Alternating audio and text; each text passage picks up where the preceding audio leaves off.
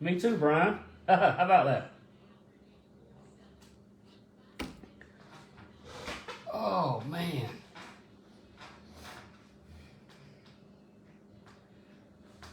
All right, check one, check one. Can anybody hear me?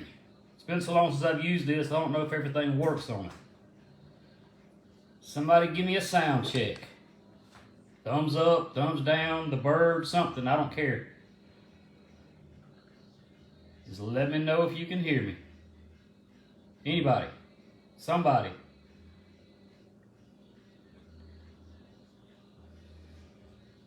Yep, I guess that means yes, y'all can hear me. All right. It's that time again. It's been long enough. I think it's been over a year since I've done it. Yeah. The goat is watching me tonight. How about that? Y'all get your beer, liquor, and cokes and whatever. We're gonna do a little talking tonight. Like I say, it's been a while. A lot of stuff's going on in and around. A lot of things have happened. A lot of things still happening. But I'm gonna try to start doing these again. Sound like angels singing. That's better than what most people say about me. But yeah, I'm gonna try to get back to doing this around once a month or so. Wednesday night's gonna be about. I may can do some, maybe Thursday nights or something for the next time or two. But once Landon's sports and all start back, his football and stuff like that, it's gonna be Wednesday night only. That's the only night I'll be able to do it. That's why I kind of started off on this Wednesday night. But my dog's in there tearing up something. But we'll try to get some other days, but it's gonna be primarily on Wednesdays. That's the only day I got available. But like I say, it's been a while. What's everybody been up to? Who's racing? Who's not? Who's new? I hadn't done any racing since since last year. Of course, y'all know my boy's been racing. Landon's been racing. Been doing pretty good, and he's getting better all the time. He just got a sucky crew chief. He's got a good engine builder, but just a real sucky crew chief. He does his job. The crew chief needs to step up on his a little bit. Yeah, Charles, that's what we're going to do tonight. We're going to go over some stuff on brakes because the last little while, I've been getting a lot of calls on brakes. People putting new systems on, not figuring out how to get them to work, bleeding, stuff like that. The biggest thing I'm going to talk about tonight is bleeding brakes because that's something that I've hated doing my whole life. And I had a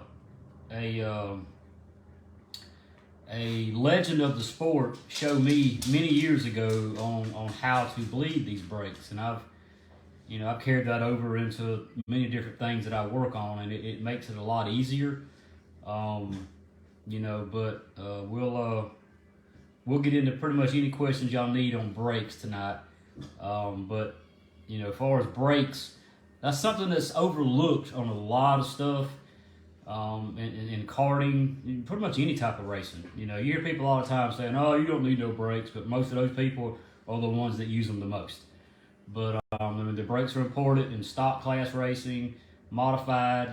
Kids, junior dragsters, even the juniors got to have good brakes on them. That's something that's overlooked a lot, and there's a. Now, Landon's not here tonight, so he's not going to run through in his underwear. And plus, for those of y'all that hadn't seen him in a while, he's almost as big as I am, which that's not saying much, but he's a big youngin, and he's getting bigger by the day. But he's not here tonight. He may chime in, with a comment or something. But yeah, the brakes. Looking around. Like I say, that's one of the most things that's overlooked. So I want to make sure that, I'm all about safety. Safety's always really big with me, and especially now that I got a kid racing.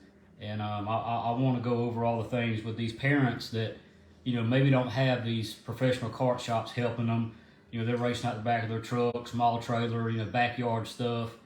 You gotta have all the safety that you can get on these things, because people get hurt all the time with some of the craziest stuff, you know. So kind of getting into it, you know, if you put I'm gonna start off like we're putting a new system on a cart. You know, you got several different types of calipers. I know all of y'all know about this stuff, but I'm still gonna go over it. You know, you got your mini light system, which is a small, lightweight system. It's a strong system. It's got good stopping power, but it's just everything on it is small and lightweight. You know, it'll get hot quick.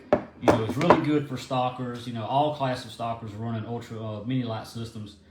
All the newer carts come with them. You know, smaller master cylinder, smaller calipers. They stop well, but it's just lightweight. And if you're gonna go put a new system on your cart, you know, of course you're gonna start with the master cylinder, and of course the calipers. You know, you got the ferrule fittings and all. I'm not really gonna get into that too much. That's kind of self-explanatory, but if I need to, just ask me in a comment and I will go over how to do the ferrule stuff. But, you know, we mount this stuff to our cart. I gotta get used to this backwards thing again. And with the line, most people use just the regular line. You know, there's nothing wrong with this line. It's good high pressure stuff. And tons of go-karts use this. You know, lawnmowers, junior dragsters, you know, some people use the braided stuff. Whatever you use, put it on, no big deal. Get everything hooked up, get your calipers put on, get everything locked down, get everything lined up with your rotor and stuff. But bleeding these things is one of the biggest pains in the back end that you'll ever do. You know, you got the old tried and true, fill the master cylinder full of stuff, and sit there and pump the pedal until you wear the brake pedal out. The way I do it, I like racing by myself. A lot of people ask me why. Because I don't want people depending on me for a lot of stuff, so I don't like to depend on other people for a lot of stuff. You can go to the racetrack with me. You can help me wash tires, you can push your cart, do whatever. But when getting things prepared in the shop, David Simpson's watching tonight. He works with us. He's our warehouse guy. He's one of the best in the business. But he can tell you I do everything by myself. He'll help me put the cart on and off the scales, you know, when I need it. But as far as everything else, building the stuff, I do it all by myself. That's just how I work. So I've had to come up with a way to bleed brakes by myself. I've done it several different ways, which work good. But the best way I've ever done it is a way that, like I say, a real legend in the sport, the king of karting himself, Mr. Joe Cutledge, up in Timmonsville, South Carolina, the home of Kel Yarbrough. In fact, he lives not too far from him. Showed me how to do this a few years ago, and I've done it on everything since, and I've never had an issue with it, and it always works. Hook your stuff up. Don't even put no fluid in your master cylinder, because you're going to use one of these. No, this is not what I shoot meth up with or what I shoot heroin up with. I use one bigger than this. But this is what's called a flavor injector. You buy it at Walmart, you can buy it at grocery stores, dollar stores. I bought this one today at Walmart because I've lost my other one. You know, it comes with a big long needle on it like this. I just cut it off about yay long. It ain't got to be straight, it ain't got to be perfect. I use a piece of regular fuel line. That will slip right over this. You actually got to work it up on it. Put you a zip tie around it. Now, instead of filling the master cylinder up, you're going to fill this up with brake fluid. You're just going to stick it down in it and be just like old lot lizard at the pilot truck stop. You're going to suck it right on up in there. All right. So like I say, instead of putting it in the master cylinder, you fill this up. On the back of your calipers is the bleeder valve. This is what you open up right here when you pumping the brakes. You know, you pump the brakes, get pressure on it, open it up, and it skeets it out. All right. There's no fluid in the whole system right now, so we're going to open this valve up just a little bit, not a lot, just a little bit. And we got fluid in our meth shooter here. We're going to put that over the end, and it fits on pretty tight. You can put a little zip tie around that if you want to. I do sometimes. I mean, you can still turn it, see? All right, now what you're going to do is you're going to push this fluid through the caliper, up the brake lines, into the master cylinder. Now keep the cap off of the master cylinder, because what's the first thing that's going to go through there? The fluid is going to push all the air through the caliper, through the line, through the master cylinder, and out the top. All right. This thing full should do one side at a time, depending on how long your lines are. Like on my son's junior car, they're like 5 feet long from the front. They wrap up around the seat. I'd have never got them things bled without this. Now, I had to use a little bit bigger one because this one wouldn't fill the line all the way up and go into it. So I had to get, it's a something used in the greasing industry. It's a gigantic one of these, and push it right on through. And once it comes out in the front, as you're, you know, with a go-kart, you can kind of watch this stuff. But if you got like a junior or something like that, you might need somebody up there to watch the master cylinder and say, okay, it's full. And right when you want to stop, you're still easing the fluid through it. You crank down on this. That's why you put a zip tie around it. You crank down on it. That shuts it off. Pull the line off, and then make sure it's tight. And you may have to pump the pedal once or twice. I rarely do. I did on the junior car because they're so long. But on my road race car, it's got dual calipers on it and dual master cylinders. This is how I bled them. On all my road racing karts, my dirt karts, this is how I do it. Brand new systems. I start in the back, use my meth shooter, and like I say, the fluid pushes all the air out of the master cylinder as you're doing it. Now, you can also fill the master cylinder full of fluid and use your meth sucker to pull it through the lines. I've done it both ways, but pushing it through the caliper has always worked the best for me. And I've rarely, unless I messed up doing something, rarely had to pump the brakes because it has to go through the caliper all the way through into the brake line. So it fills the caliper up first and then goes through the brake line. And, you know, you'll probably, before you hook this on the end, I always run the fluid right up there to the end, you know, and then hook it on so that you ain't got all this air to push through. You know, push it, if you got to refill this thing, you know, you can take this out, unscrew this top, and it'll come out and you can pour the fluid in. But whatever you want to do, just make sure you got as little air in this as possible, and that fluid pushes the air right out the end. If your cap's off and you get it, you know, close to the top, crank down on this as you're still pushing so that no air is even pulled back through. All right, you got one side doing. Now go up there once you, because you know there's lines on each one of these. If you got the older system, if you got the one that bleeds through, you know, it's only got one line, you should only have to do this once. But most people have two lines on their calipers. You'll want to go up there and use your meth sucker here. That's probably going to be the quote of the week next week with memes and stuff. Jody and his meth sucker. Use your meth sucker and suck the fluid out of the master cylinder so it's empty. I mean, not completely empty, but suck most of it out. All right, don't get it down here below the line. Just you suck it down to where you got a little bit out so you can push the fluid through the next one. All right, push it through, and this is when you might want to have somebody with you because it's going to, it's going to, you know, maybe fill up a little bit quicker. So you may want to have a friend up there with another meth sucker or something to suck it out. But if you do this right on both of the calipers, it works 99% of the time. You know, there's going to be that 1% of the time where one of the fittings ain't tight just right or something hooked up right and you might get a bubble in it. You may have to pump the pedal a time or two. But like I say, I've always, you know, pulled the fluid through, and that always usually worked pretty good for me, but I did have to, you know, prime the pedal a few times after that. But, you know, after Mr. Joe, which is the, you know, Joe's House of Cheater Clones in Timminsville, South Carolina, I'm going to give him a big shout out for this because he is the one that showed me this. He showed me a lot of things. You know, you think you're pretty good at what you do and you know all your stuff and you feel confident about the things that you know and until you meet somebody that has been doing this, you know, longer than you've been on the planet. He's probably got underwear older than I am, you know, when he changes it.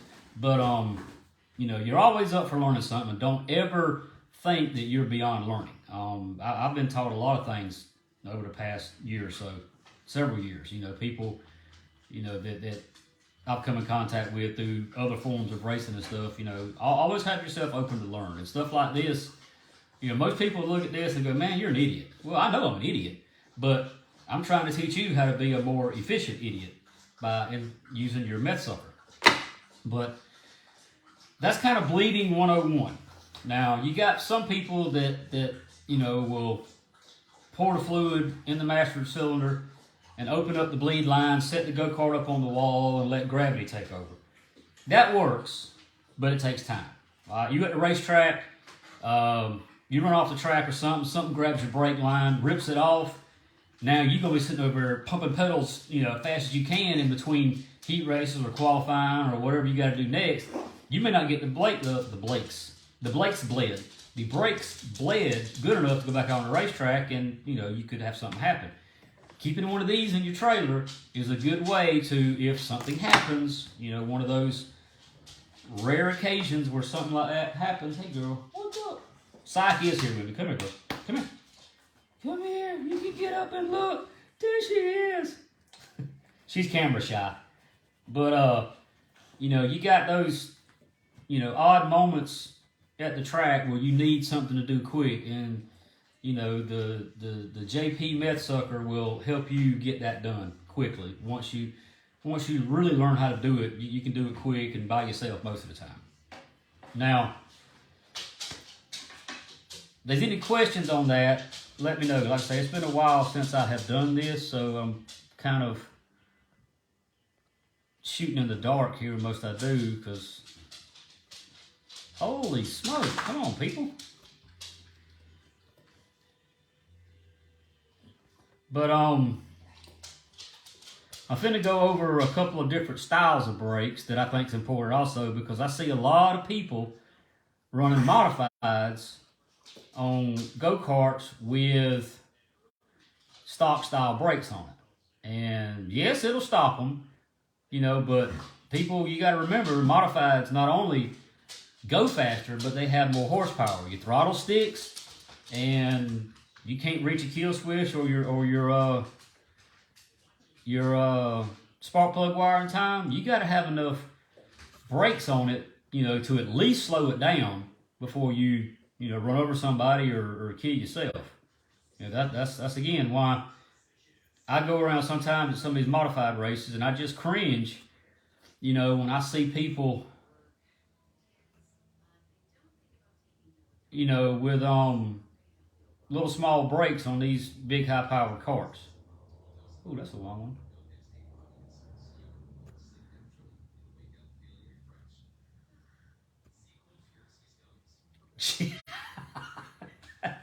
I always thought you smoked meth, so I Googled it. You can smoke it or inject it. I learned more than just brakes tonight. Well, not really what I was trying to teach, but hey, as long as you learn something, I'm happy.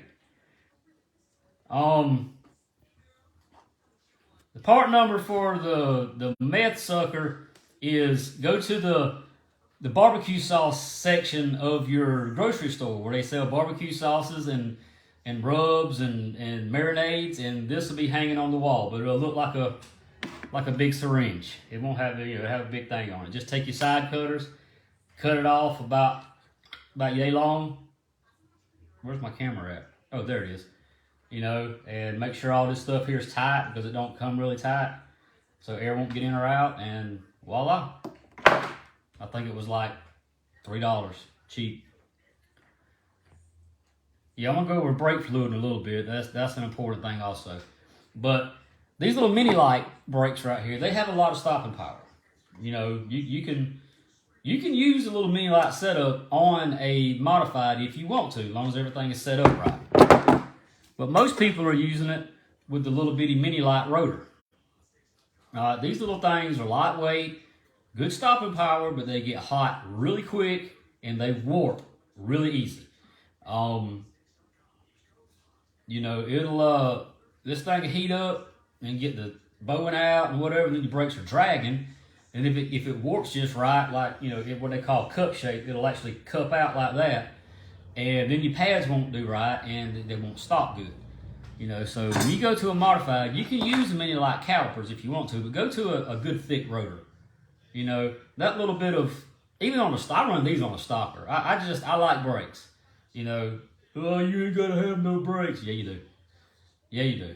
And but get you a good thick rotor. You know, we sell these in many different thicknesses. This is about the thickest one I think we got for as the small diameter rotors. You know, we got some maybe a little bit thicker in the 7 1/4, I think it is. But you know, you wanna get good brakes, and you also want to use good brake hubs. This is a mini light hub. This is what, you know, bolts it to the chassis or to the axle. These are okay because, you know, ours are a good thick billet. You know, I see some that's really lightweight, got really thin arms up on it, you know, to save a few ounces here. Does that make a difference? Stockers, maybe. Rotating weight, it might. You know, plate carts, possibly. You know, but if you're gonna be running, you know, something even with a stock appearing on it, you know, a BP engine, they make a lot more horsepower than the stock engines do. So you know, you need a good thick hub to go on your brakes to, you know, because the heat transfers from the rotor down to the hub, down to the axle. Sometimes it'll get your bearings hot because people trail brake, and you'll see the brake rotors that are glowing. In fact, the other weekend down in Nashville, a young lady that is actually on Mr. John Gee's show tonight, the Last Lap Live, April Cobb, in the feature race, her brakes was bright orange. I mean, they were really glowing. And you know, I don't know what kind of brakes she runs, but you know, if you get this thing here glowing too much, it's going to warp. And you're not really going to notice it that much until you know, clean your cart up, or maybe not even notice it then until the next week, and the cart just feels slow. You know, that's because the rotors are dragging. But along with good rotors, get good hubs. You know, this is a 3-bolt hub for the mini light stuff.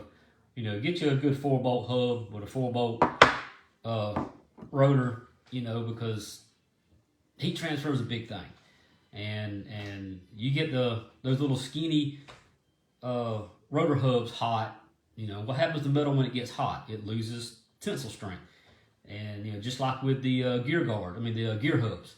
You know, I see people all the time that run a stock class one week, and they run a modified class, and they got these little bitty, you know, the what I call the wiggle hub, the self-aligning hubs.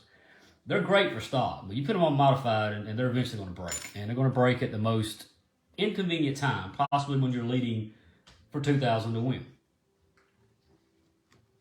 But, you know, modified stuff, junior drag stuff, anything with real horsepower and speed needs good brakes. Now, when you get into like the UAS stuff that I used to run, still dabble in it sometimes. You know, there's people out there that make, you know, really thick vintage style rotors, because they do get really hot, and you want to run big calipers on it. You know, you got your mini light and you got your big calipers. You know, this is what I call standard calipers that, you know, come on carts for years. You know, but there's a difference in the size, not a lot, but a little bit. Difference in the pads. You know, these right here stop. These right here stop a vehicle if you put them on it. They got a lot of stopping power. But you know, you get into the big, you know, the opens, the 14.5 stuff. You need good brakes. It ain't worth saving a half an ounce or a pound here, you know, for something going wrong and you're not having the stopping power that you need, and somebody gets hurt. It ain't worth it. But you know, the UAS stuff especially. You know, you gotta have good brakes that cool, that won't overheat, won't warp. Now, floating hub. Yeah, I call it the wiggle hub. That's what I call it, because when you're sitting up there, that's how I can tell how well people's chains are aligned. They got a wiggle hub on it, you tighten the chain up, and you take something and hold the chain under the bottom and spin the axle, and you'll see that thing just wobbling because their chain's not straight. It's very hard to get a chain perfectly straight, and a wiggle hub a lot of time will tell you, which that's why it wiggles. You know, it ain't gonna hurt the chain alignment, but it ain't made for high horsepower stuff. That's some good stuff. That's a great invention. I forget the dude's name that invented it, come up with, but I've seen some people run that stuff on their brakes. Okay, I'm glad Mr. Goat is on here. because that is something I need to talk about that has happened to us recently. If you look, talking about brake fluid. Well, dang, I swore one of these had it on it. I guess it don't. Oh yeah, here it is. About your brake fluid. This right here says on the side of it, use .3, 4, or 5.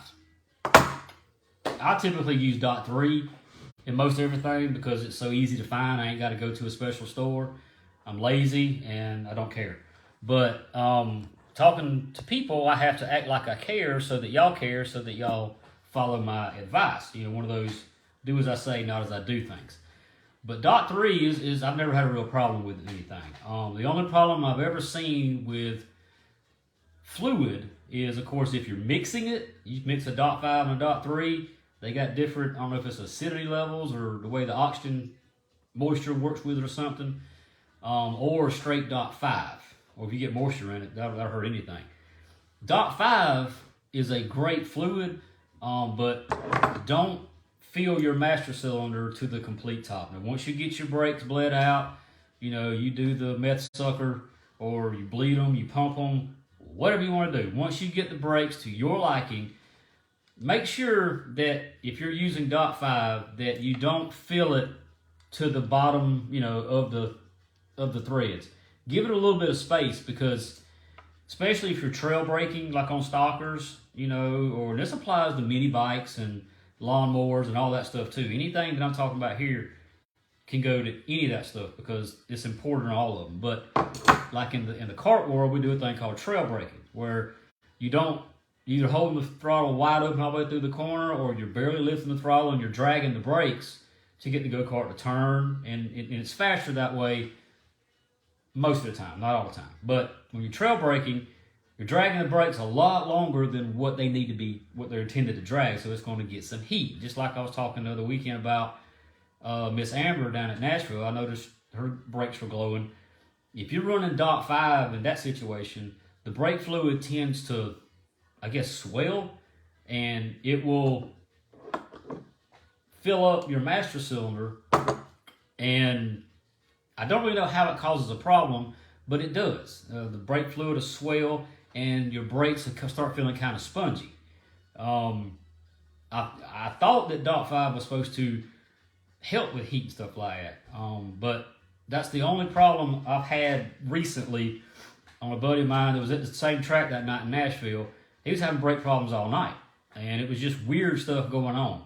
And, you know, we found out his brake rotor was a little bit warped, and he had it, you know, full of fluid, and, you know, it was, you know, leaking out around the top. It was trying to get out of there. But that's probably going to be true with any of it. You know, I wouldn't fill it all the way full with any of this fluid. It needs expansion. It needs room to grow, you know, to get out, because if it starts expanding, you know, you notice sometimes you'll see some moisture down here around this, you know, or it's running down the side. It ain't like leaking, but it's just like you could wipe it off with a rag. That's possibly because you've got it so full of fluid, and the fluid's getting some heat to it, and it takes a lot to get it back up here. Now I'm going to tell you, if you getting heat back up here, you cooking some brakes. But they will, you know, start leaking around the seals back here sometimes. You get that stuff really hot, and it gets that rubber O-ring in there hot, and the fluid starts coming by. This is where you're going to see the most leakage at. But like I say, I've always used .3 because I could find that at Walmart. You know, I get a good name brand. I don't go in there and buy Joe Bob's .3. You know, I go in there and buy something with a Valvoline name or something that's notable, so I know it's good stuff. But I always buy really small containers of it. I don't buy the big one, because brake fluid does not like moisture at all. When you break that seal on it, it begins getting moisture in. Every time you take that seal off, because if you're like me, I do it. I've seen other people do it. When you're messing with brakes, you fill it up, and then you lay the container over on the table with the top open, and moisture is getting in it the whole time, especially down here in South Georgia where we at, and we have like 17,487% humidity on most days, and that humidity is wreaking havoc on that brake fluid.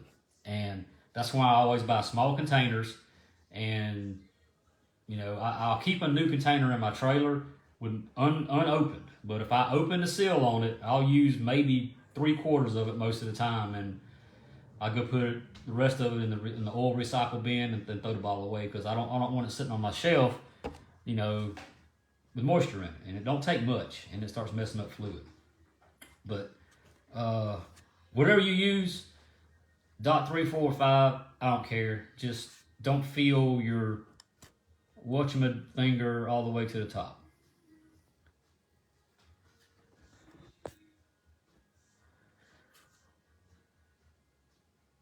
Bowling point. You ain't had as many as I have. That's why you could think of a bowling point. I've gotten camera shy of having to, you know, liquid courage up a little bit. All right. Now, oh yeah, pedal. That's something else I was going to talk about. Karting. Anything that uses these things, if you notice, they got 3 holes in them. Most karts, especially older ones, most of the new ones come pretty standard, but some of the old ones have this same thing on the pedal up there. But most of the new ones don't, but all of these do. That's a fulcrum point. Of course, the higher up it is, the longer your pedal's going to be, but the easier it's going to be. The more you lower it down, the shorter the pedal's going to be, but the harder it's going to be to mash it. I didn't realize how important that was until I got into junior drag racing. You know, I was trying to make everything real easy for my kid. You know, he's took to it really good. You know, he's my kid. I'm gonna brag on him, but he has taken to it very well. So I was trying to make a really short pedal for him so it'd be easy for him to get in the line. But he would roll through the light every night, just roll right through it.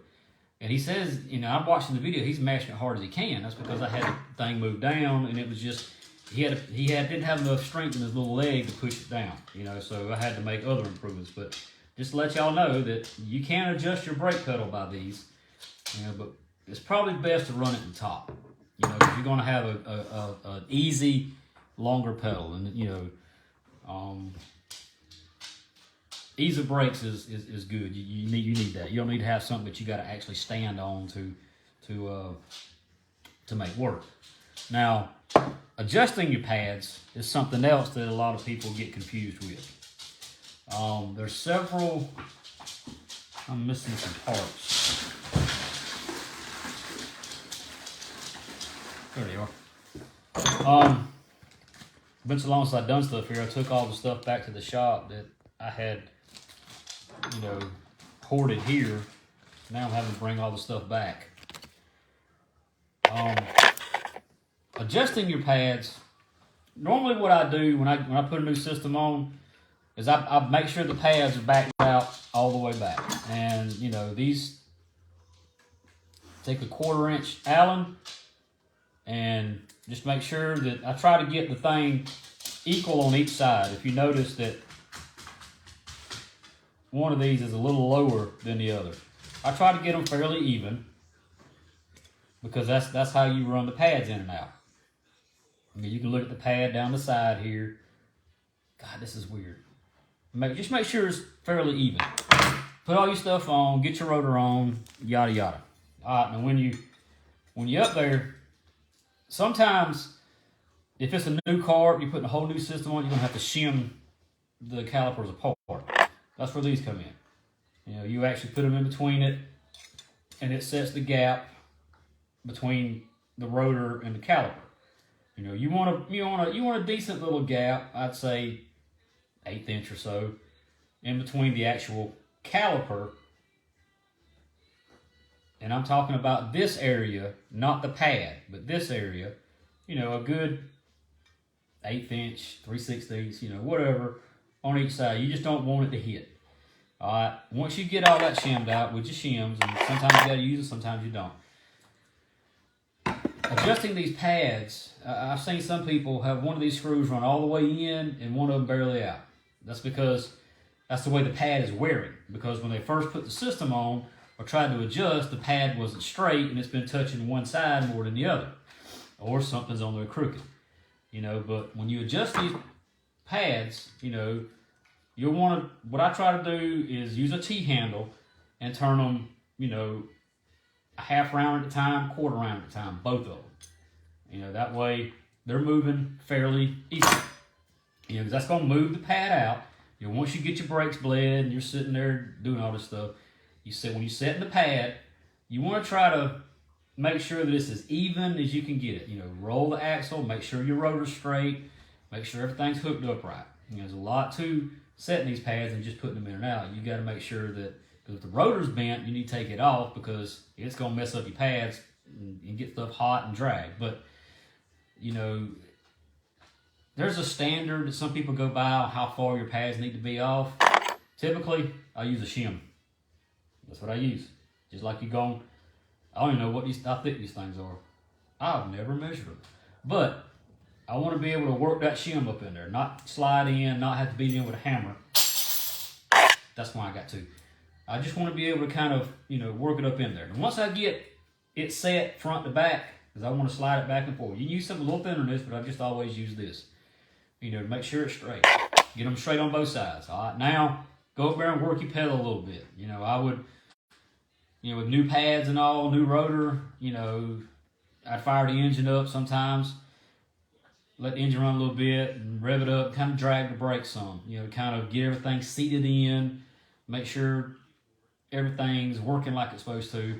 And once I do that, I go back there and I recheck the brakes again and make sure that, you know, because sometimes when you push them out, they'll settle a little bit one way or the other. Not a lot, but just a little bit. And I'll run that shim back and forth and make sure that that pad is equal on that rotor. Sometimes I'll hold it up in there and I'll actually try to spin the rotor, you know, and let it touch. It ain't gonna hurt enough if it scratches the rotor. It's not gonna hurt a thing. Because it ain't, these little things are aluminum. It ain't gonna scratch this thing to do anything, you know. Heck, I can't even scratch it and trying to. But turn the rotor, make sure everything is even, because that makes a difference. Because if your rotor is not, if it's bent just a little bit, or if your pads aren't straight, you dive off into the corner and ease on the brakes, it may lock up on you and spin out. You know, you want brakes to stop the go-kart. You want brakes that if you slam on it really hard, it will lock the rear end up. You don't want it to where when you just touch that pedal, it locks up. You're not going to be able to drive it that way. I can't anyway, but that ain't saying much. You know, you want a decent pedal that if you're having a trail brake, you can go down there and ease onto it and get through. But so you want to be able to stab it, you know, really hard. Somebody spins out, stab it, it locks up. But these, you know, or find some type of a piece of metal or something that's, you know, I don't know, 60,000 stick, 60, 70,000 stick, whatever. And that way you can run up in there and test the pad. Because it's really hard to do this with your eyes, because I see people shining lights up in there. You can get reflections off of the rotor. You know, you don't know if it's right or not. But if you run something up in there, you know it is on both sides. And then pump the brakes several times just to make sure that things are right. But I do always, like I say, fire it up and, you know, rev the engine up a little bit and just, I don't jam them, but when I feel the brakes start pulling, I just hold them for a few seconds just to make sure everything, you know, seats in right.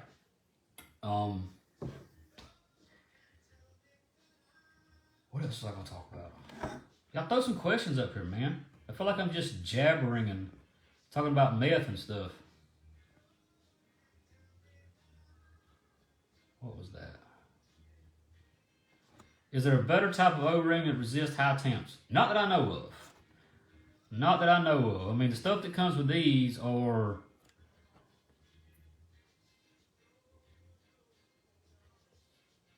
The ones that comes with these are pretty, they're good. I mean, they're quality. You know, you just got to make sure that, you know, just because the rotor's glowing don't mean every time that it's going to blow your seals out.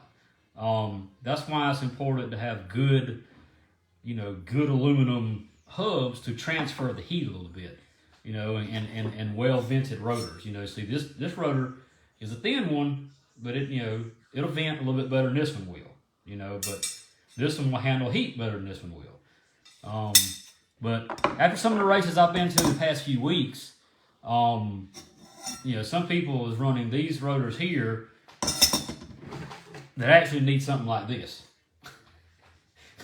Because there's a lot of people in the racing world today that needs to be sponsored by Caterpillar.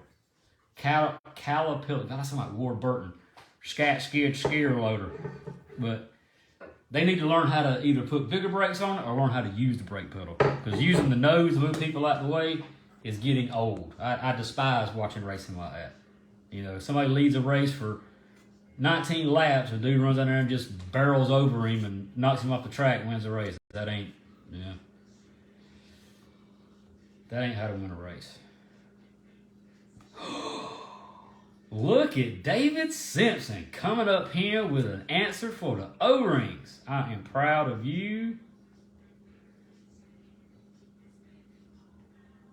Look at my man getting involved and all. But anyway, that's kind of a basic breakdown. If I need to go back over something, you know, I'll be glad to. Just ask me, tell me, or whatever. But, you know, the key tonight's is getting a meth sucker. Don't go in there and tell your wife, I'm finna run uptown and get me a meth sucker. Because she's not going to understand what you're talking about. But it is something good to have in your trailer. You know, and I do recommend that if y'all got a chassis laying around or something to practice on this a time or two to see just how easy it is. And that way, you know, if you ever get to the racetrack and need it, it'll be there and you can get stuff, you know, fixed quick like and in a hurry. Because I've actually been in that situation before. It's been years ago.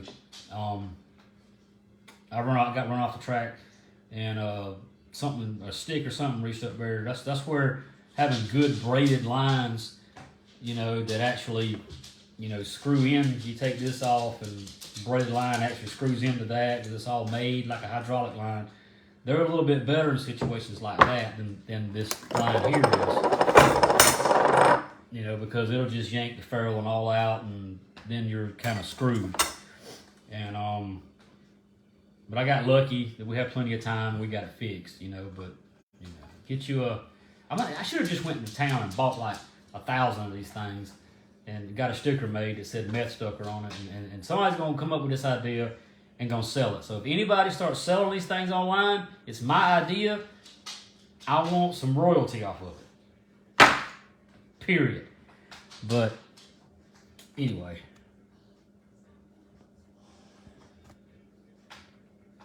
Would you set the system up differently for a circle track versus road course? No. Brakes are brakes. Now on the road course stuff, we do run dual calipers on the back with dual master cylinders.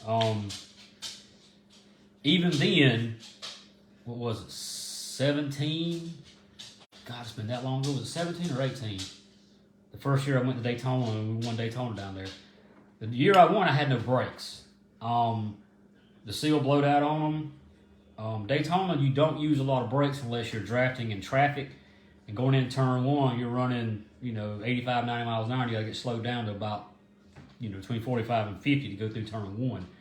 I guess I was riding the brakes. I didn't know, but it blew the seals out in the back in both master cylinders. I had 0 brakes.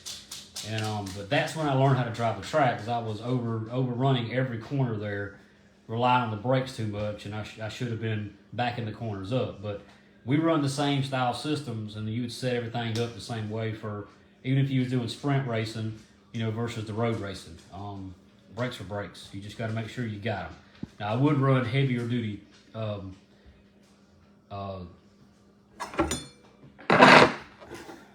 would run, you know, heavier stuff on the back.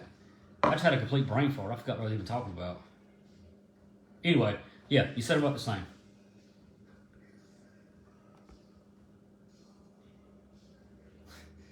Yeah, the Dollar General's got a lot of meth suckers, but it might not be the kind you're going there to get. That's why I don't go tell your wife. Just say, you got to go to town and buy some parts. Yeah, they still got, you know, soft, medium, and hard brake pads. They come in different colors. I'm wanting to say the blue pads are the hardest, and I think the pads that we sell are kind of the middle pads. I don't know if anybody uses soft pads anymore. I believe the blue ones are the hardest, but these just, you know, they got just as good a stopping power as the hard pads do. they just wear out a little quicker, but I don't think at one time we had the colored pads. I don't know if we still do or not. That's going to be something that David Simpson can tell you. I'm the guy that just talks. That's all I do is talk. David Simpson does the shop stuff. Rebuild or replace the master cylinder. Well, considering that all these new master cylinders now are billet, they're not casted anymore, and they're very expensive, I would say rebuild them.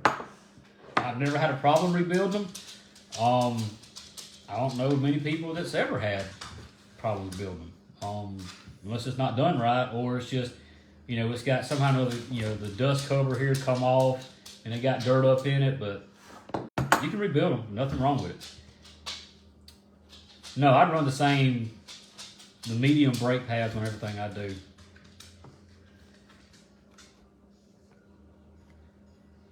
You change pads when they wear out. Usually on most systems there's a way you can see the pads up in it, just get you a light, and when you have to start adjusting them and the adjustment goes way out on them, I would say, depending on what you're doing, and if you do a lot of trail braking, you're going to wear the pads out a lot quicker. That's something you need to keep a good check. I'm glad you asked me. You need to keep a good check on how thick your pads are, how often you're having to adjust them, because, the further out it goes, the more fluid that's pushed down out of the master cylinder, and a lot of people don't take that in consideration that, as they adjusting this stuff out and the pads go out further, that it's pulling fluid out of the master cylinder. But that's something you need to keep a good close check on. The standard brake pads are a lot thicker than the mini lights. Everything is small on these for saving weight. For those people that care about that kind of stuff. I don't.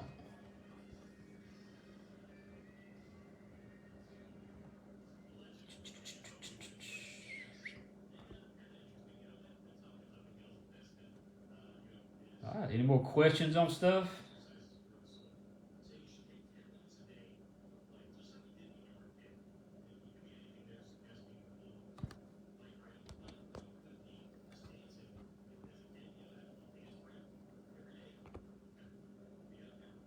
But brakes are important. You got to have them. I don't care what anybody says. I've gotten several comments on when I put the videos up about me doing this tonight that, what are brakes? Why are you using those? You use them.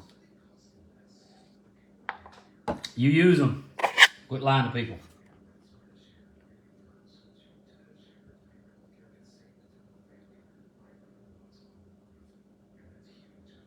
But, speaking of brakes, I need to go out there and replace the brakes on my dyno because the pads are wore out on it. One day.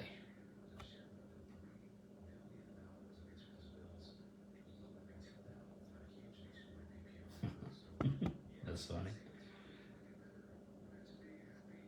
Ricky Hill. Man, I thought you was doing an interview tonight on Mr. John's page over there. Don't tell me that interview was that short.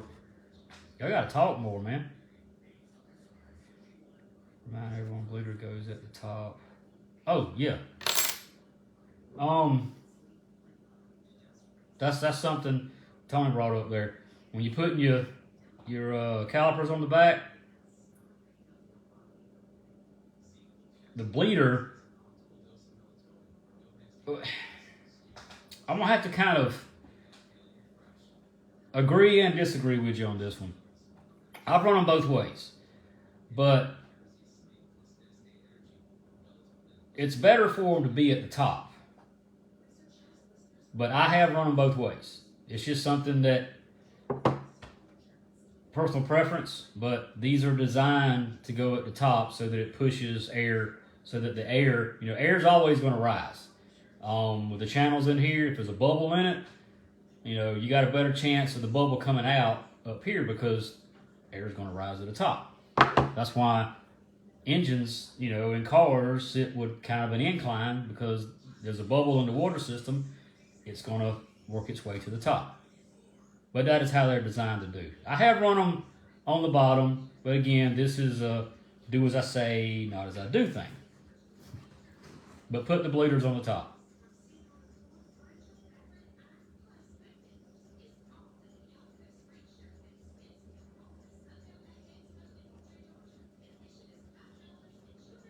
All right, y'all, throw something at me, man. Usually y'all got 97 questions up here by now.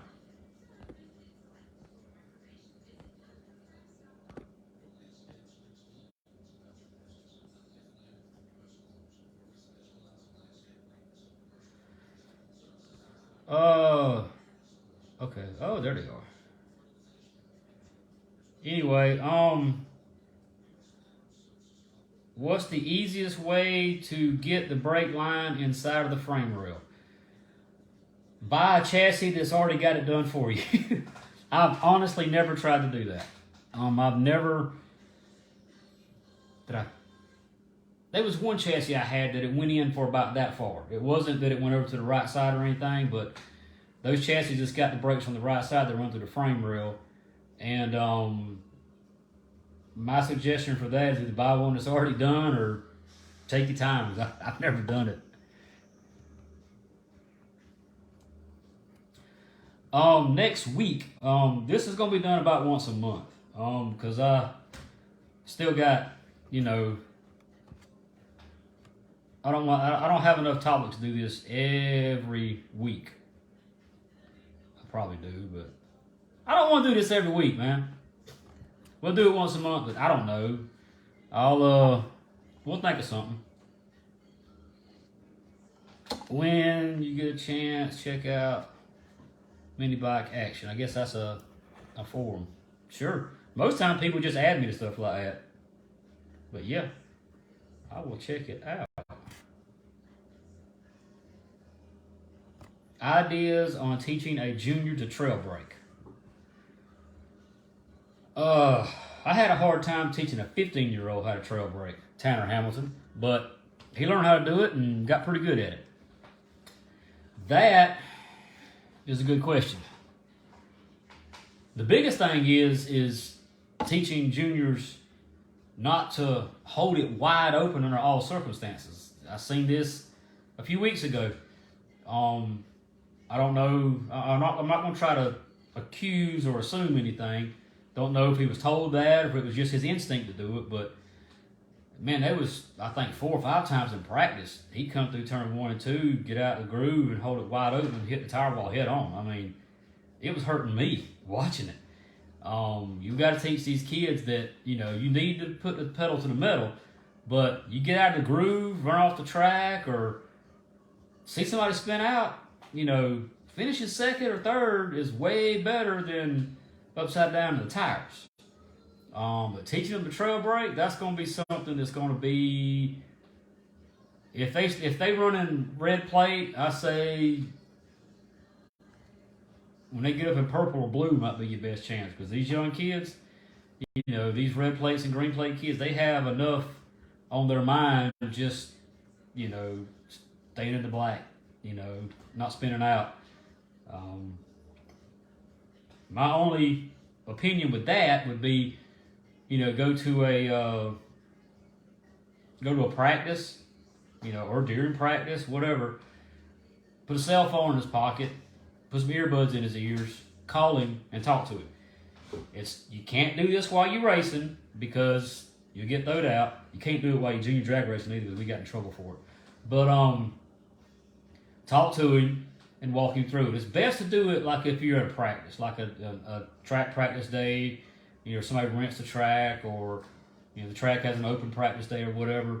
Talk to him in the shop, on the phone, in his ear, so he recognizes the noise and is used to hearing it. Because if they've never had a radio or somebody talk to them on a racetrack when they put a helmet on, it's going to be a weird experience for them, and it's going to break their concentration. That's one of the hardest things to get used to, is keeping your concentration on what you're doing while someone is talking to you.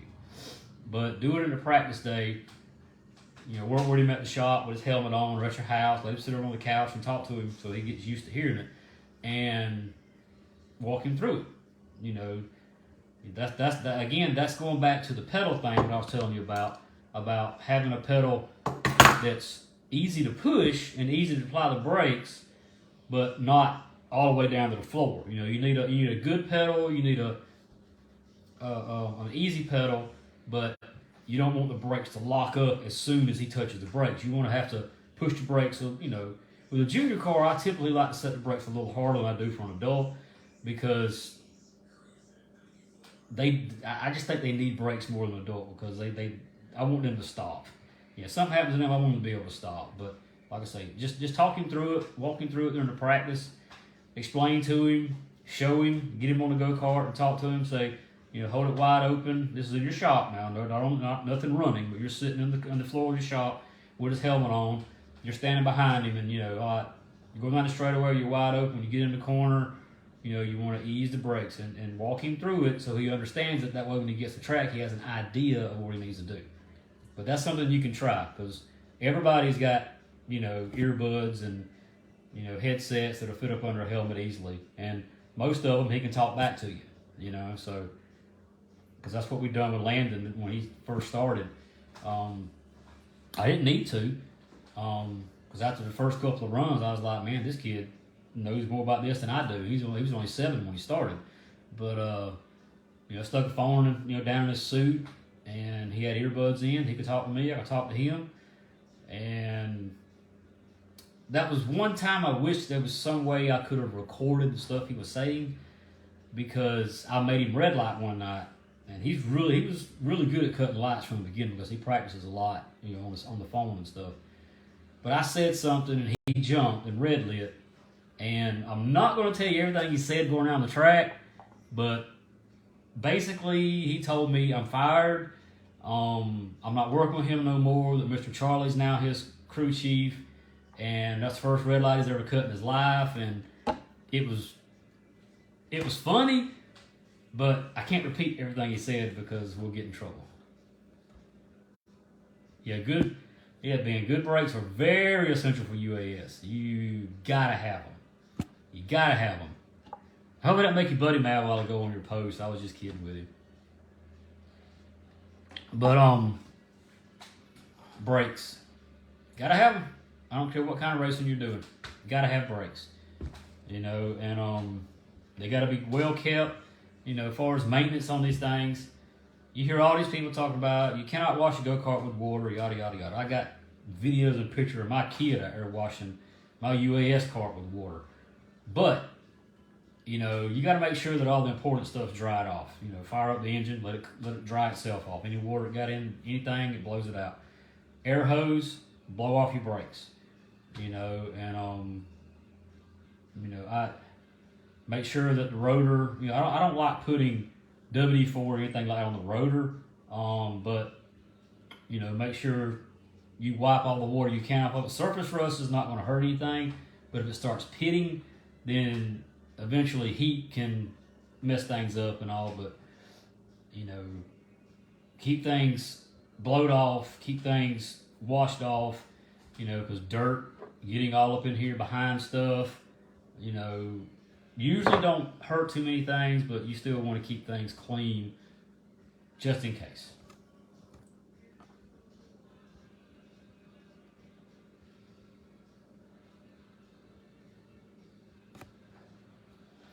But, I ain't got my glasses on, I can't see the clock.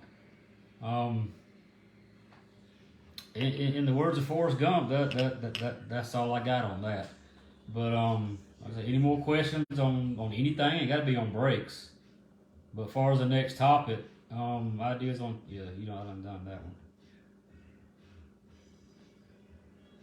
But,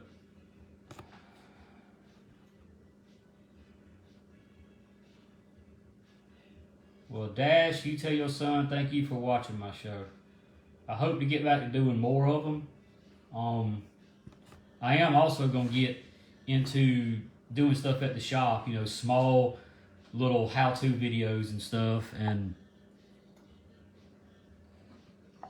you know, I'll do more videos like this, you know, some how-to engine stuff. You know, it might be on a Saturday or something. I'll go to the shop and, you know, show, you know, ring installation or I need to do one on polishing a crankshaft. What I need to do, because I get bombarded with that. How do you polish a crankshaft? I don't have a crankshaft polisher. I can't send it off to a guy. I can't afford that.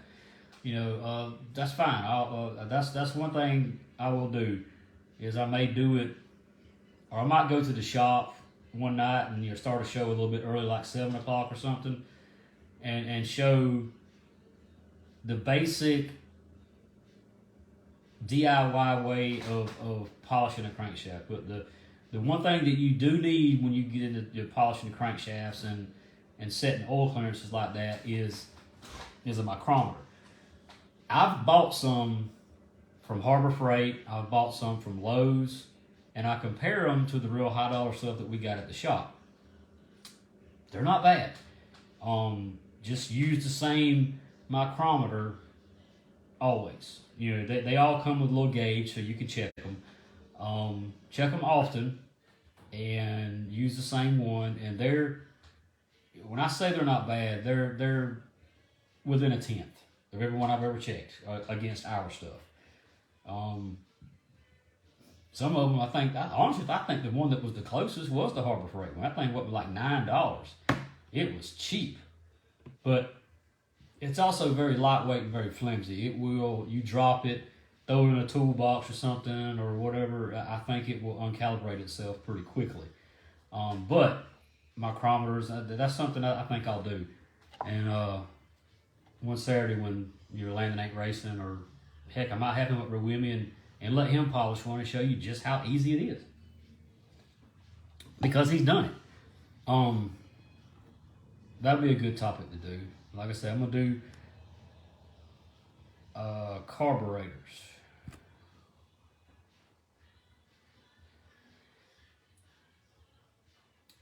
I typically, with rotors, how often do I change them? I always run these on everything I got. If I get a go-kart, if I buy a new one tomorrow and it comes with all that little lightweight stuff, I'm going to take it off. Not because I don't think it's good. If all I was running was stock, it would be fine, but I don't run stock. I'm too old and too out of shape to run stock. I can't keep up with the young boys. I try to run modified stuff, so I typically run this. And I don't keep a go-kart long enough to really wear one of these out, but I do change the brake pads on them, once or so a year, because that modified stuff tears them up. But this lightweight stuff, you're probably gonna have to change this every once in a while.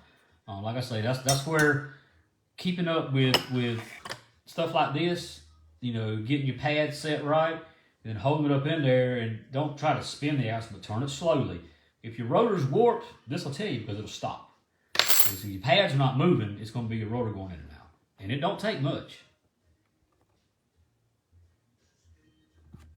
Steve Wright, what is in the red Solo Cup? Miller Lite. That's what's in it.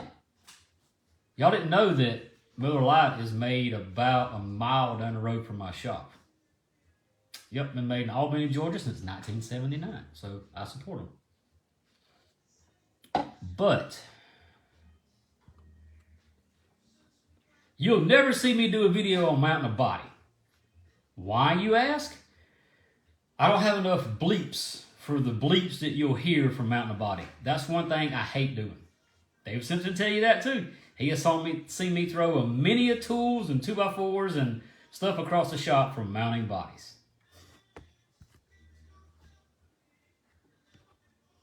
Seats ain't that big a deal. They are with me, but I mount a seat right by myself. I've got things made that will go on my axle that fits around it, that'll hold the seat on the back, and it's a two-piece thing that's got a bolt in it that adjusts a little over a ½ inch per bolt. And I can get the seat, it'll clamp to the axle, and then I put something through the brake rotor or something so the axle won't roll. And that's how I mount seats, with stuff I made. But no, yeah, you'll hear one of me mounting a body. I promise you'll hear one. You'll hear stuff you didn't even know was English. Benefit of the rotor with the aluminum center section. That is the rotor I was talking about that Chris Say It's Say High Performance. Somebody else makes one too. I think I forget. It's a dude up in the Northwest. Tyler. Anyway, I think they make one. Anyway, the rotor is two steel. It won't be. They'll be the same rotor, but they got an aluminum piece in the middle. And it's got fins on it. That helps cool the rotor because that's on UAS carts. You have got to have brakes on them. They've got to be the biggest of the big, the best of the best. And those vented rotors are very important. And those work very well. The two people, I can't think of this guy's name. It'll hit me in a few minutes. But they're very beneficial on not too much on, like stock or period stuff, but if you run a lot of 14.5, a lot of open stuff, flathead open, overhead valve open, especially UAS, I highly recommend it UAS. Because I didn't have one at first. And I had good brakes on it, but my pedal would get soft halfway through a feature. And you can't have that in them. So that's the benefit of those. It helps keep the rotor cool.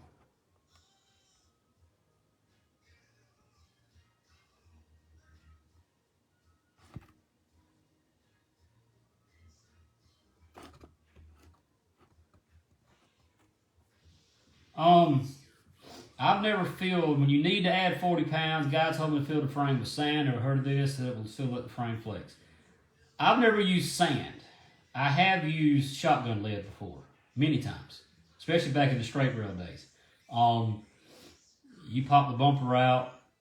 Depends on how the frame is made too, because the days sometimes they'll stick the under the seat rail into the left side frame rail, and it won't let you go so far. But if the frame rail on the left side is clear, I've used shotgun lead because it don't take as much of it to get the weight that you need. And you stand the go-kart up, and you can pack it, down, and it works well. But you've got to have it compact. It can't roll back and forth. You got to fill up to a certain point and then put something down in it, drive down in there, that's going to stay and keep that lead in that spot. If it's rolling back and forth, it's going to mess up your numbers. And that used to be done a lot back in the day. A lot. And I believe it's still done a lot today in like the little QRC carts and the, I know people do it in mini cup, not mini cup, little wing carts. I'm having a hard time tonight. But yeah, it's done a lot. I've never heard about doing it with sand. I have done it many times with shotgun lead. You can order that stuff offline. It comes in like a 25-pound bag. It's only about this big. It's really heavy, but you've got to have it compacted. Stock coils and the ARC flywheel. What you need to know on that? There shouldn't be no problems with that. When you're running the stock coils on our flywheels, I know the paperwork that comes with it says a minimum of 30 thousandths. I like using 50 and above. That's just me. Again, the paperwork comes with it. Do not go below 30 thousandths. Most of the time it will burn the coil up and get it too hot.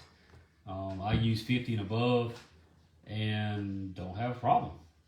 If you're having a problem with the coils, you need to give me a call and we can find out what you got going on there, bruh, man. Alright, well.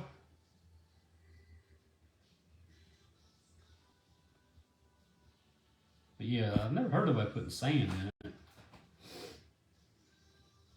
That would look like it would, if you had any moisture in there, it would start corrosion from the inside out. But I guess sand would work. But the shotgun lead is way better because it'll all roll down into place, and you do a little bit of compacting to it and shove some type of rubber or something down in there to hold it in place, and it works good, and it will still let the frame rail flex on that side. Well,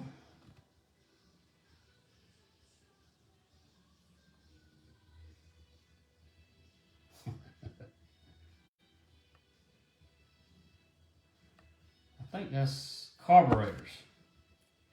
I got to be careful with that one. I know when I set up doing these shows again, I said something about cheating.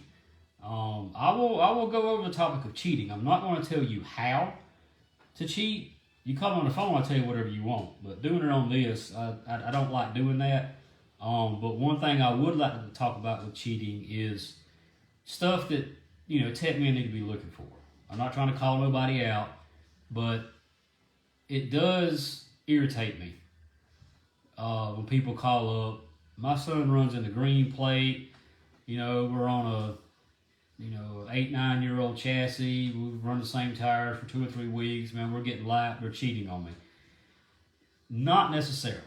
There's some people that I just can't make them understand how important tires are in karting. Just because a tire feels good, it takes prep, it's soft, that doesn't mean that it's the proper tire that you need to be on. New rubber is pretty much always going to be faster than rubber that's gone through heat cycles. But there's a lot of cheating going on out there. And, people call me up, want to buy cheater parts. I'm going to sell it to them. That is my job. People want an engine, a cheater engine.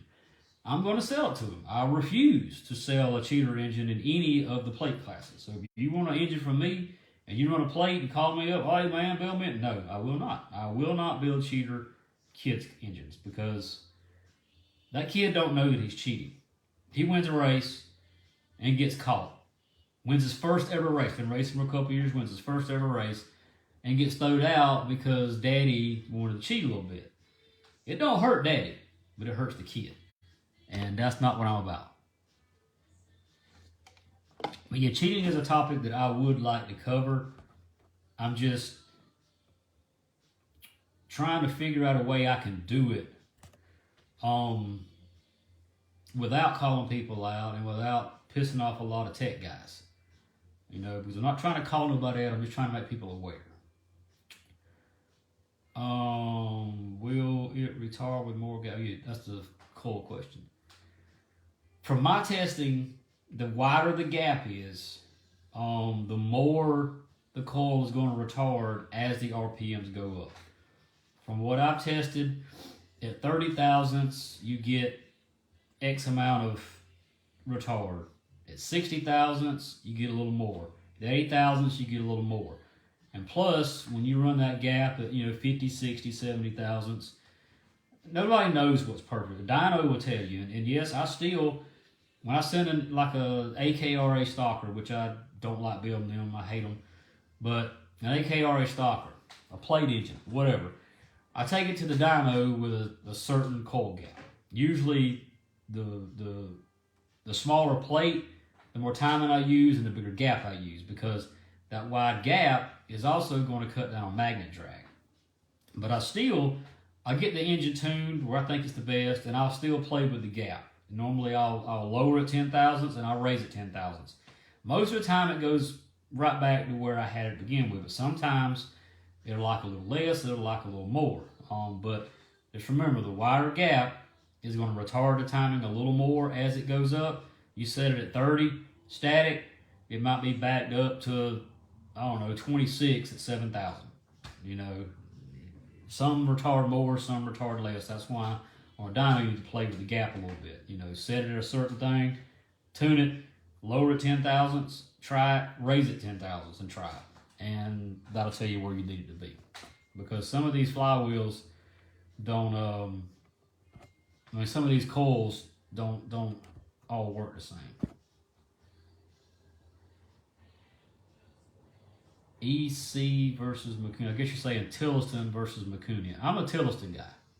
Always have been, always will be. I don't mind McCoonies. That's what we run on the junior cars. Not saying I won't try a Tilliston on it one day, but as far as round track racing, I prefer a Tilliston because of the on-track tunability. That's really the only reason. But it's like it's 9 o'clock or whatever.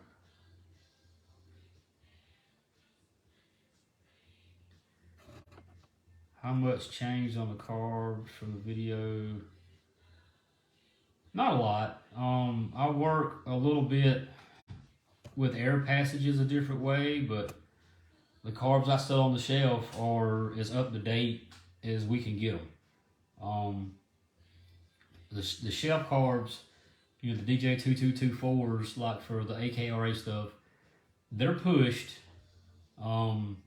There's some things that I don't push as much as I need to because of the way the rules are written. But I'll put those carbs up against anybody out there. We sell them. We sell them to a lot of builders. Just an FYI.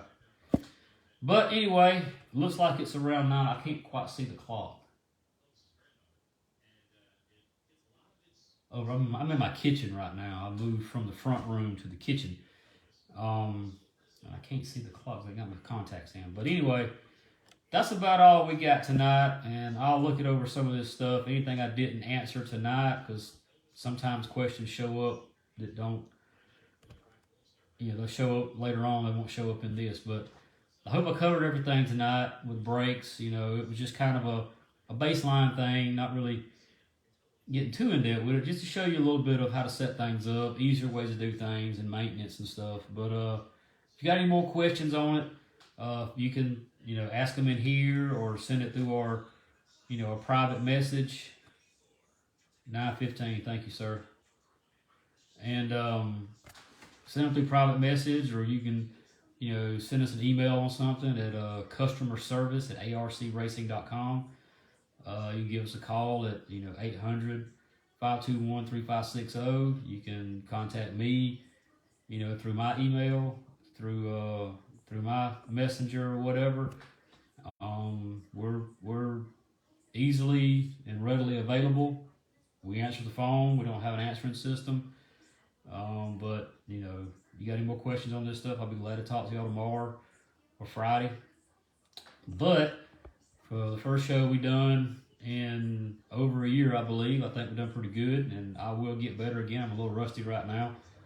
My mind's kind of foggy, but thank y'all for stopping by, and I'll get this posted up, and y'all can watch it later again and again and again. I don't care how many times you watch it, I'm still going to look the same. Sorry. But thank y'all for stopping by, and we'll see y'all again in a few weeks. Thank you.